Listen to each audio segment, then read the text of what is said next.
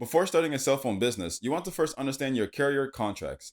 You will need to contact the wireless service providers whose products you wish to carry. Each of them will have a unique approach to dealing with retail stores like yours. T-Mobile, for example, has a far simpler procedure than Verizon. You must thoroughly read and comprehend all of the terms and conditions of any contract you intend to sign. It's a good idea to make quick reference notes for each contract as you go over the details. If you violate any of the terms and conditions of these contracts, your agreement may be terminated. This could be a huge problem if it occurs while you still have a large number of unsold products in your store. In this video, you will learn how to start a cell phone business. This video will be your first stepping stone, providing a practical step-by-step approach to starting your cell phone business. We will go over topics such as conducting market research, conducting competitive analysis, writing a business plan, and raising money from angel investors. It is critical that you watch this video from the beginning to the end, so that you can have a clear understanding of how to start a cell phone business. The first thing you should do before starting a business is conduct market research. Consumer behavior and economic trends are combined in a market research to confirm and improve your business idea. It is critical to understand your customer base from the start. Market research allows you to reduce risk while increasing your chances of business profitability. Collect demographic data to better understand the opportunities and constraints for gaining customers. This can include demographic information such as age, wealth, family, interests, or anything else relevant to your business. Then, to get a good sense of your market, you should answer the following questions. 1. Demand. Is your product or service in high demand? 2. Market size. How many people are likely to be interested in your product? 3. Economic indicators. What is the income range and employment rate? 4. Locations. Where do your customers live and where can your business reach? 5. Market saturation. How many similar options do consumers already have? 6. Pricing. How much are potential customers willing to pay for these alternatives? You will want to stay current on small business trends. It is critical to understand the specific market share that will impact your profits. You can conduct market research using existing source, or you can conduct your own research and reach out directly to consumers. Existing source can save you a lot of time and energy, but the information may not be as tailored to your target audience as you would like. Use it to answer both general and quantifiable questions such as industry trends, demographics, and household incomes. Asking consumers directly can provide you with a more nuanced understanding of your specific target audience. Direct research, on the other hand, can be time-consuming and costly. Use it to respond to questions about your specific business or customers, such as reactions to your logo, changes you can make to purchasing experience, and where customers might go instead of your business. Direct research methods include surveys, questionnaires, focus groups, and in-depth interviews. Following market research, the next step is to conduct competitive analysis to identify a market advantage. Competitive analysis allows you to learn from businesses that compete for your potential customers. This is critical for defining a competitive advantage that generates long-term revenue. Your competitive analysis should identify your competitors by product line or service, as well as market segment. Here are some characteristics to look for in the competitive landscape. 1. Market share. 2. Strengths and weaknesses. 3. Your window of opportunity to enter the market. 4. The importance of your target market to your competitors. 5. Any obstacles that may impede your entry into the market. And 6. Secondary or indirect competitors who may have an impact on your success. There may be numerous businesses competing to serve the same market that you are. The level of competition, the threats of new competitors or services, and the effect of suppliers and customers on prices are all important factors to consider. You should write a business plan after conducting competitive analysis to determine a market advantage. A good business plan will walk you through each stage of starting and running your company. Your business plan will serve as a roadmap for how to structure, run, and grow your new venture. It's a method of organizing your thoughts about the most important aspects of your business. Business plans can assist you in obtaining funding or attracting new business partners. Investors want to know that they'll get a good return on their investment. Your business plan will be the tool you use to persuade others that work with you or for investing in your company. You should choose a business plan format that works for you. There is no correct or incorrect way to write a business plan. What matters is that your plan meets your requirements. The majority of business plans fall into one or two categories: traditional or lean startup. Traditional business plans are more common. They follow a standard format and encourage you to go into details in each section. They usually necessitate more work up front and can be many pages long. Lean startup business plans are less common, but they still follow a standard format. They concentrate on summarizing only the important points of your plan's key elements. They can be made in as little as an hour and are usually one page long. If you are very detail-oriented, want a comprehensive plan, or intend to seek funding from traditional sources, you may prefer a traditional business plan format. You are not required to follow a specific business plan outline when writing your business plan. Instead, use the sections that make the most sense for your company and its requirements. Traditional business plans include some of these 9 sections. 1. Executive summary. Tell your readers about your company and why it will be profitable in a few sentences. Include your company's mission statement, product or service, and basic information about its leadership team, employees, and location. If you intend to seek funding, you should also include financial information and high-level growth plans. 2. Company description. Provide detailed information about your company in your company description. Explain in detail how your company solves problems. Make a list of consumers, organizations, or businesses that your company intends to serve. Describe the competitive advantages that will help your company succeed, such as, is your team comprised of experts, or have you found the ideal location for your business? This is the place to talk about your company's strengths. 3. Market research. You'll need to be well versed in your industry outlook and target market. Competitive research will show you what other companies are doing and their strengths.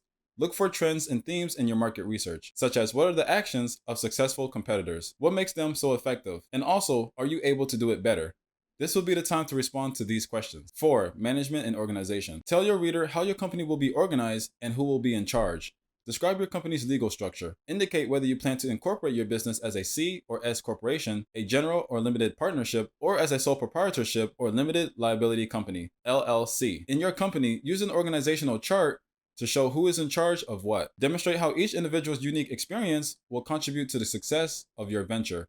Consider including resumes and curriculum vitae for key members of your team. 5. Product or service line. Describe the product or service you provide. Describe how it benefits your customers and the product life cycle. Share your intellectual property plans, such as copyright or patent filings. Explain in detail if you are conducting research and development for your service or product. 6. Sales and marketing. A marketing strategy cannot be approached in a single way. Your strategy should evolve and change to meet your specific requirements. This section's goal is to describe how you plan to attract and retain customers. You'll also describe how a sale will take place. This section will be referred to later when making financial projections, so make sure to thoroughly describe your entire marketing and sales strategy. 7. Request for funding. If you're requesting funding, this is where you'll detail your funding needs. Your goal is to clearly explain how much funding you'll require over the next 5 years and how you intend to use it. Indicate whether you want debt or equity, the terms you want, and the length of time your request will last. Provide a detailed description of how you intend to use your funds. Indicate whether you require funds to purchase equipment or materials, pay salaries, or cover specific bills until revenue increases. Include a description of your future strategic financial plans, such as debt repayment or the sale of your business. 8. Financial projections. Financial projections should be included with your funding request. Your goal is to persuade the reader that your company is stable and will be highly profitable. Include income statements, balance sheets, and cash flow statements for the last 3 to 5 years if your company is already established. If you have any other collateral that could be used to secure a loan, make sure to include it as well. Provide a financial forecast for the next 5 years. Forecasted income statements, balance sheets, cash flow statements, and capital expenditure budgets are all included. Be even more specific in the first year using quarterly or even monthly projections. Make certain that your projections are clearly explained and that they correspond to your funding request. This is an ideal place to use infographics to tell your company's financial story. 9. Appendix. Provide supporting documents or other materials that were specifically requested in your appendix.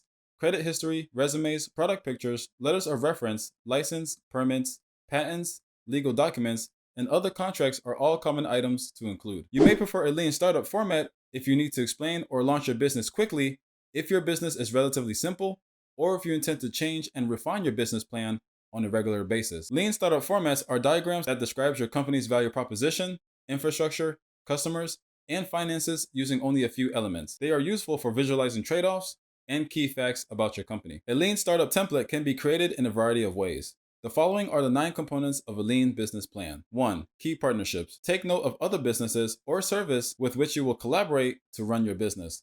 Consider vendors, manufacturers, subcontractors, and other strategic partners. 2. Key activities. Make a list of the ways your company will gain a competitive advantage. Highlight activities such as selling directly to consumers or utilizing technology to participate in the sharing economy. 3. Key resources. List any resources you will use to provide value to your customers.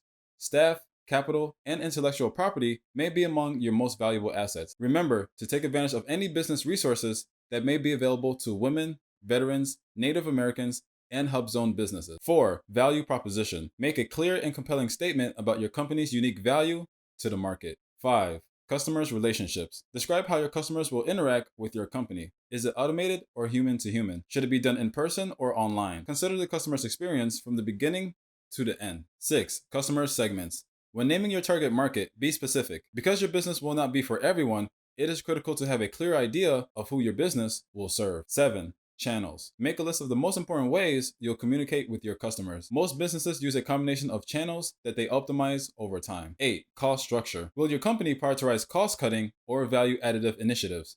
Define your strategy and then list the most significant costs associated with pursuing it. 9. Revenue streams. Describe how your company will make money.